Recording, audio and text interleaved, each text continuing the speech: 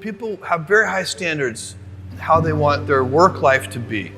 And I said, look, if you can get your work life to be where you enjoy half of it, that is amazing, because very few people ever achieve that. Because the truth is, everything comes with overhead.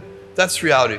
Everything comes with pieces that you don't like. You could be a Supreme Court justice and there's still going to be pieces of your job you don't like. Every job comes with pieces you don't like. And we need to say, that's part of it. You have to figure out how to set up your life in such a way that you can minimize the things. And I find people don't dislike hard work. What people dislike is being out of control. Like they can't control their life. They can't control their environment. This happens to me when I get overscheduled. I hate being overscheduled.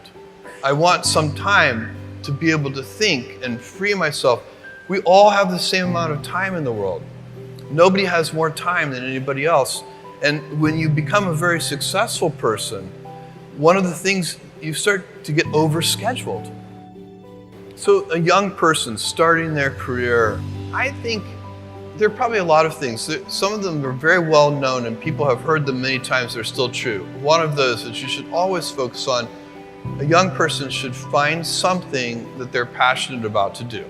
And that's not going to surprise anyone. It's a clear thing to do. It's very hard. If you don't love your work, you're never going to be great at it. The other thing I would suggest to any young person, even before they start their career, is to really think about their choices. Because I find young people, and when I was young, I made this mistake too. You can get very fixed on your gifts. So everybody has gifts. You know, you have gifts and you have things that you didn't get gifted. Maybe you're extremely beautiful. Maybe you're extremely good at mathematics. There are a lot of things that you can be given. But those things can confuse you because they're not the things that construct your life. It's your choices that construct your life, not your gifts. You can celebrate your gifts. Be proud of them. Be happy of them. Actually, don't be proud of them. Be celebratory of them. But you can't be proud because they're gifts. They were given to you. You didn't earn them.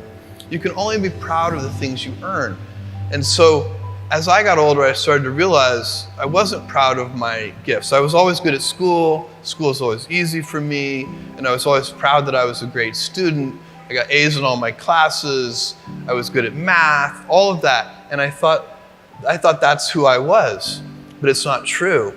Those are the things that are gifts. What was hard for me is deciding to work hard, deciding to use my gifts in certain ways, to challenge myself, to do things that I didn't think I could do, to put myself in uncomfortable situations.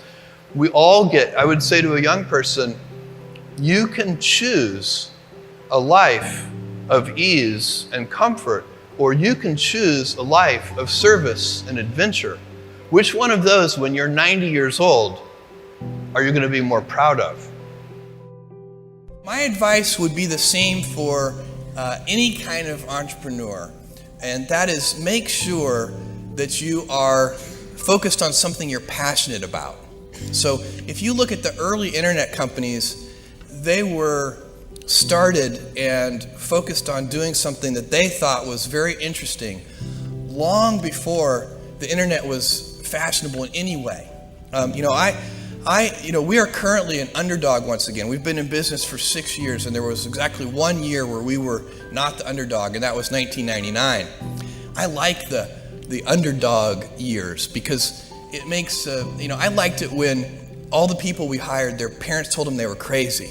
Like that was kind of the good era. Fortunately, it's back. In 1999, all the parents were like, giving their brothers and sisters high fives. My son is working at Amazon.com. So that's a very, you can't follow the fashion when you're trying to do a startup company, or I think really anything in life. But you have to, as an entrepreneur, if you're gonna build a company, pick something you think is interesting that has the intersection of genuinely creating real customer value, and then just stay right there and let the wave catch you. Whatever it is that you want to do, there's going to be risk in your life, and risk is a necessary component of progress.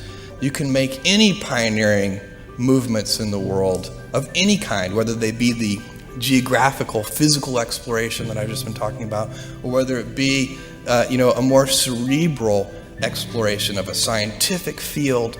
Or I bet you could ask that question of every speaker here, and I bet that every speaker here has taken substantial risks, whether it be intellectual or otherwise, to achieve what they've done.